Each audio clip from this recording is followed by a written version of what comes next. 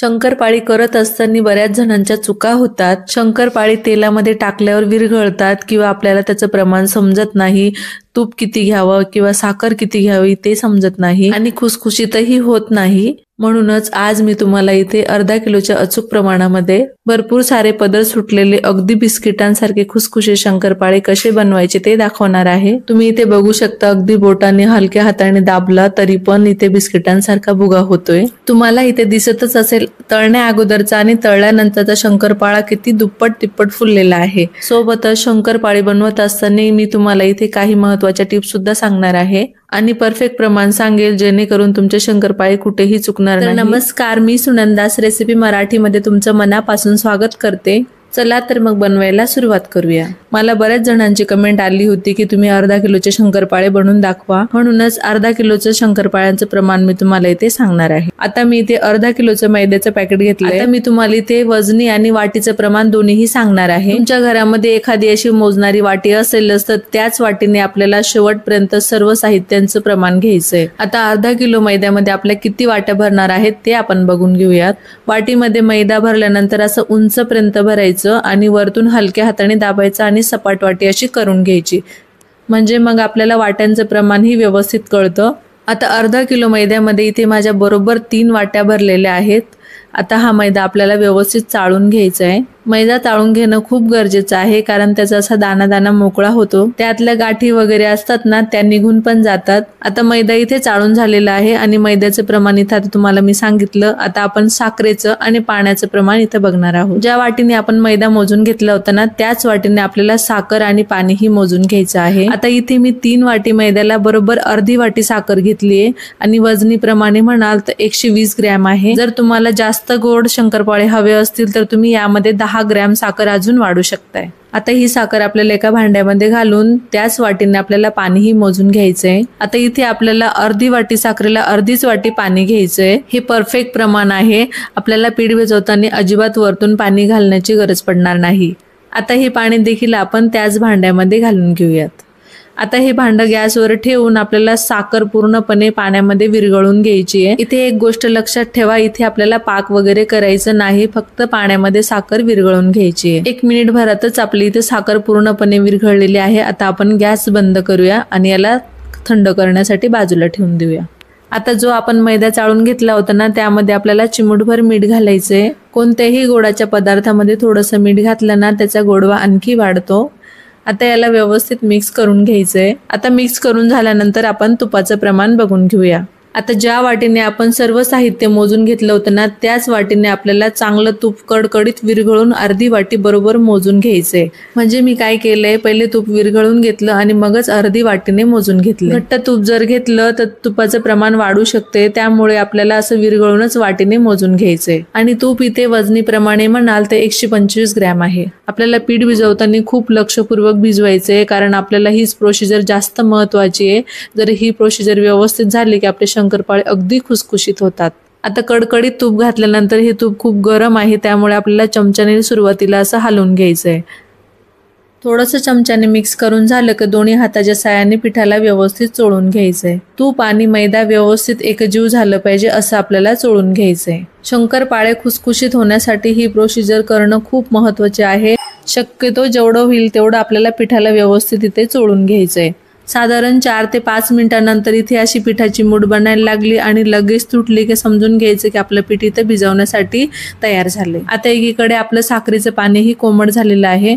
आता थोडं थोडं करून आपल्याला यामध्ये घालायचं आणि पीठ असं व्यवस्थित भिजून घ्यायचंय। आता आपण जेवढं साखरेचं पाणी घेतलेलं आहे ना तेवढ्याच पाण्यामध्ये आपल्याला हे पीठ भिजून घ्यायचंय। वरतून अजिबात पाणी घालायचं नाही। उरलेलं सर्व पाणी घालून आपल्याला पिठाचा गोळा व्यवस्थित मळून घ्यायचा आहे। इथे पीठ मळत असताना एक गोष्ट लक्षात घ्या, जेवढं आपण पीठ चोळून चोळून मळलं तेवढे शंकरपाळे आपले छान असे खुसखुशीत होतात। मी दाखवते अशा पद्धतीने कमीत कमी 5 ते 6 मिनिटं पिठाला असं व्यवस्थित एकदम चोळून चोळून मळायचंय आणि आपला इथे असा गोळा तयार करून घ्यायचा आहे। तर तुम्ही इथे बघू शकता आपला घट्टसर गोळा इथे मळून झालेला आहे।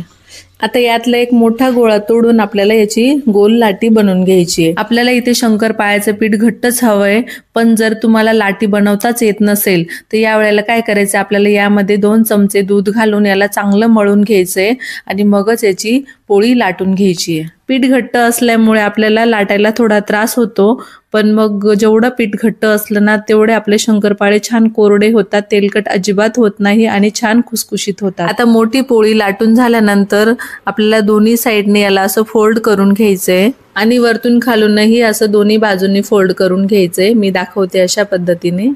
नंतर याची अशी घडी करून घ्यायची आणि याला असं लाटून घ्यायचंय। अशी घडी केल्याने काय होतं, आपल्या शंकरपाळ्यांना छान पदर सुटतात। पोळी लाटताना आपल्याला इथे जाडच पोळी लाटून घ्यायची आहे। इथे आपल्याला पातळ पोळी लाटायची नाही, जाडच ठेवायची आहे। जेवढी तुम्ही इथे जाड पोळी ठेवली ना तेवढे तुमचे शंकरपाळे असे पदरही सुटतात आणि मस्त दिसायलाही छान दिसतात। तर तुम्ही इथे बघू शकता एवढी जाड पोळी मी इथे लाटून घेतली आहे। आता काय करायचंय, आपल्याला एखाद्या सुरीने किंवा एखाद्या कटरने आपल्याला याचे चारही कोपरे असे कापून घ्यायचे, म्हणजे याला चौकोनी आकार येतो आणि शंकरपाळे कापायला सोपे पडतात। आता आपल्याला शंकरपाळ्यांना चौकोनी आकार द्यायचा, तर आपल्याला याच्या छोट्या छोट्या सरळ पट्ट्या कापून घ्यायच्या आहेत। मी दाखवते अशा पद्धतीने। आता पोळी पाठ फिरवून आपल्याला दुसऱ्याही बाजूनी एकसारख्या पट्ट्या कट करून घ्यायच्या, म्हणजे आपल्या शंकरपाळ्यांना छान असा चौकोनी आकार येतो। इथे शंकरपाळे कट करताना तुम्ही बघू शकता आपले शंकरपाळे आपोआपच वेगवेगळे होत आहेत, मस्त असे सुटसुटीत दिसत आहेत, म्हणजेच आपलं शंकरपाळ्याचं पिठाचं प्रमाण इथं परफेक्ट झालेलं आहे। तुम्ही इथे बघू शकता आपले शंकरपाळे एवढे जाड इथे मी कट करून घेतलेत। आता हे शंकरपाळे एका प्लेटमध्ये काढून घ्यायचे आणि तशाच पद्धतीने आपल्याला दुसरेही कट करून घ्यायचे।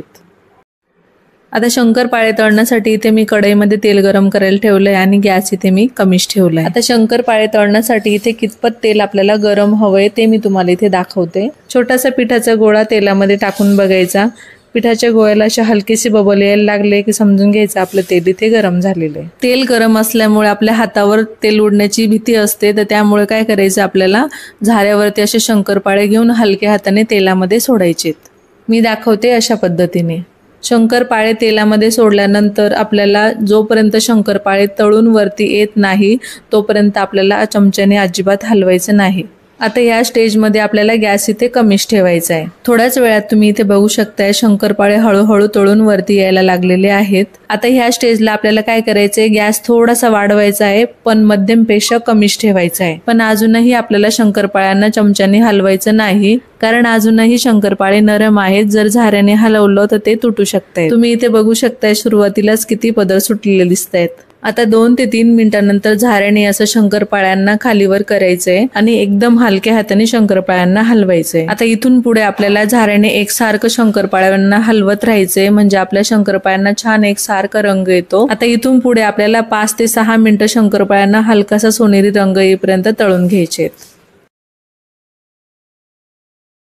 5 ते 6 मिनिटांनंतर तुम्ही इथे बघू शकताय शंकरपाळ्यांना मस्त हलकासा सोनेरी रंग आलेला आहे आणि एक सारख्या रंगावर तळले गेलेत। हे शंकरपाळे बघा तुम्ही काय जबरदस्त दिसतायत ना, आणि याला लेयर बघा किती आलेले आहेत, मोजता येणार नाही एवढे लेयर आलेले आहेत आणि एकही शंकरपाळा तुटलेला नाही। बघतांनीच असं वाटतंय हे खूप खुसखुशीत झालेले आहेत। जे प्रमाण आपण घेतलंय ना त्यामुळे आपले शंकरपाळे अगदी परफेक्ट झालेले आहेत। दुसरेही शंकरपाळे आपण तशाच पद्धतीने तळून घेऊयात। शंकरपाळे तळत असताना पेशन्स ठेवणं खूप गरजेचं असतं। काही वेळा काय होतं, शंकरपाळे तळताना आपण घाई गडबड करतो आणि मोठ्या गॅसवर तळतो, मग काय होतं, मोठ्या गॅसवर तळल्याने वरतून ते लाल होतात आणि मधून ते कच्चेच राहतात आणि मग ते नंतर नरम पडतात आणि खुसखुशीत होत नाही। म्हणूनच शंकरपाळे तळताना घाई गडबड करायची नाही, मध्यमपेक्षा कमी गॅसवर शंकरपाळे तळून घ्यायचे। बोलता बोलता हे दुसरेही शंकरपाळे आपले इथे तळून झालेत। आता हे शंकरपाळे आपण काढून घेऊयात। तर अशा पद्धतीने आज आपण अर्धा किलोच्या अचूक प्रमाणात